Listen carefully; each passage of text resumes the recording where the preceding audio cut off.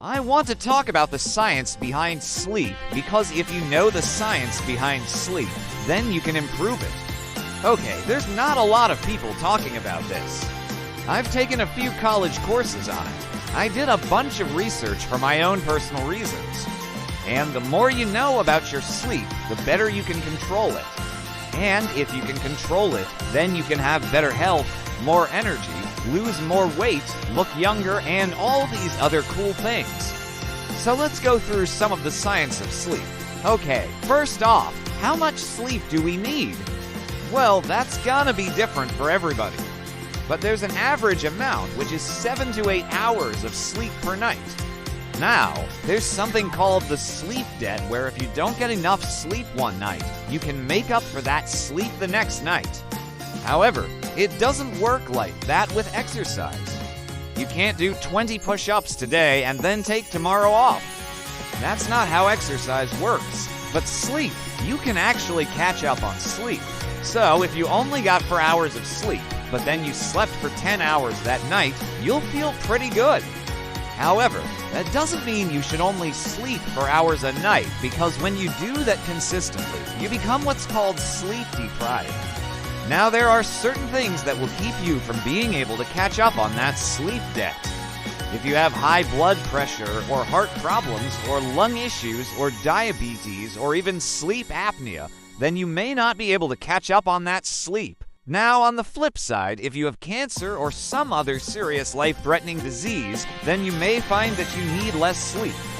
In fact, there was a study that found that in people who were terminally ill, they needed far less sleep than normal, and some needed no sleep at all. Alright, next thing I want to talk about is REM sleep. Okay, what is REM sleep? REM stands for rapid eye movement. This is the stage of sleep where you're dreaming. It is also the stage of sleep where your brain is really active and your eyes are moving really fast underneath your eyelids. Now, usually this stage of sleep happens about 90 minutes after you fall asleep. That means that most people will go through 4 to 5 cycles of REM sleep during the night. Now, that cycle, it takes about 90 minutes to complete one cycle. So you go into the light sleep, then you go into a deeper sleep, then you come back to a light sleep, and then you go into the REM sleep. And each time you go through the cycle, the REM sleep gets longer and longer, and the deep sleep gets shorter and shorter. By the way, the last time you go through the cycle, you don't have any deep sleep at all. Now, REM sleep is important for a lot of things. It's good for your memory, it's good for your learning, it's good for your brain. But if you're trying to increase your testosterone and burn more fat, then you want to make sure you get enough deep sleep. So deep sleep is the most important part of your sleep. This is when growth hormone is released, which is the main fat-burning hormone. So the more deep sleep you get, the more fat you're going to burn. Also during deep sleep, your immune system is strengthened. That means you're gonna have less inflammation, and you're gonna be less likely to get sick. So that's why they say if you don't sleep, you don't live very long. Because if you don't sleep, you're gonna have a lot of inflammation, so you're gonna get sick more often. Your risk for cancer goes up, your risk for heart attacks goes up, and your risk for diabetes goes up. Now, what affects your deep sleep? Well, one of the things that affects your deep sleep is this melatonin. So melatonin is the hormone that helps you sleep. And this hormone tells you when it's nighttime to sleep.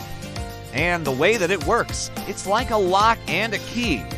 Melatonin has a receptor, which is kind of like a lock, and then melatonin is the key that fits into that lock.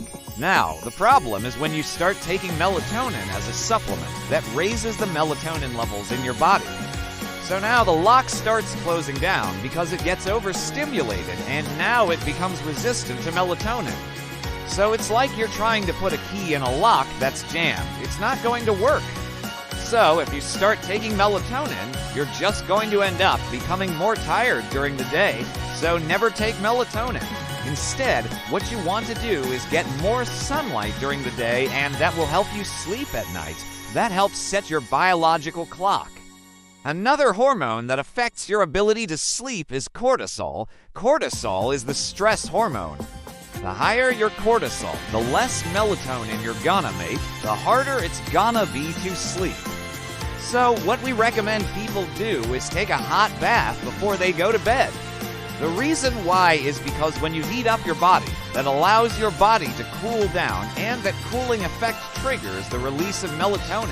You see, melatonin is made in the pineal gland in the brain, but it's actually made from serotonin. So you need serotonin to make melatonin, and the interesting thing about serotonin is that it's made from the amino acid tryptophan. So you can take 5-HTP, which is a precursor to serotonin, which will then help you make melatonin, which will help you sleep. Or you can just eat foods that are high in tryptophan like turkey. Tryptophan also makes you happy, so it makes you feel good. So that's why they say that you feel sleepy after you eat Thanksgiving dinner, because you're eating all this tryptophan from the turkey. Alright, next thing I want to talk about is something called sleep apnea. A lot of people have this. It's very common. It's when you stop breathing while you're sleeping. You see, when you breathe, your diaphragm moves down and your body gets bigger, and when you inhale, your body gets a little more oxygen. Well, when you lie down, gravity pulls everything down, including your tongue, so it can close off your airway. So now you can't breathe, and that causes you to wake up. Most people that have this don't even know they have it, especially if they're not overweight. So if you snore loudly and you're overweight, you probably have sleep apnea. And what you need to do is you need to lose weight, okay? And another thing you can do is you can buy a machine that blows air in your nose while you're sleeping. That will help you breathe. Next thing I want to talk about is alcohol. Alcohol will definitely disrupt your sleep. So if you drink too much alcohol, you're going to wake up more frequently during the night. Now, caffeine will prevent you from getting a good deep sleep. Also, drinking coffee blocks adenosine. Adenosine is a very interesting molecule because it tends to build up in your body during the day. The more it builds up, the more tired you get. So coffee blocks it, but it doesn't eliminate it. So you're going to have this rebound effect where you're going to feel even more tired. So avoid caffeine, or at least try to cut it down. If you can quit altogether, that would be the best thing. Nicotine will also interrupt your sleep. And another thing that will interrupt your sleep is eating too late at night or eating the wrong foods. So you do want to eat junk food or sugar before bed because that can interrupt your sleep. And the same thing applies to having an acidic stomach. So if you have heartburn, it's gonna be hard to sleep. So you need to fix the underlying problem. For example, you need to fix your diet. Maybe you're eating too many carbs, maybe you're eating too frequently, or maybe you're eating too late at night. Alright, next thing I want to talk about is blue light. So blue light comes from your computer screen, your cell phone, your LED lights in your house. All of these emit a blue light, and that blue light will interfere with your sleep. The best thing to do is to cut out the electronics 1 hour before bed and use a red light bulb in your bedroom. And last point I want to bring up is the importance of a comfortable mattress. If you have a bad back, or you're overweight, or you're too skinny, you're going to have a hard time sleeping unless you have the right mattress. So if you're overweight, you need a medium to a firm mattress. If you're thin, you probably need a softer mattress. Now, since we're on the topic of sleep, if you have not seen my video on the fat-burning hormone that you can tap into by doing intermittent fasting, you should check it out. I put it up right here.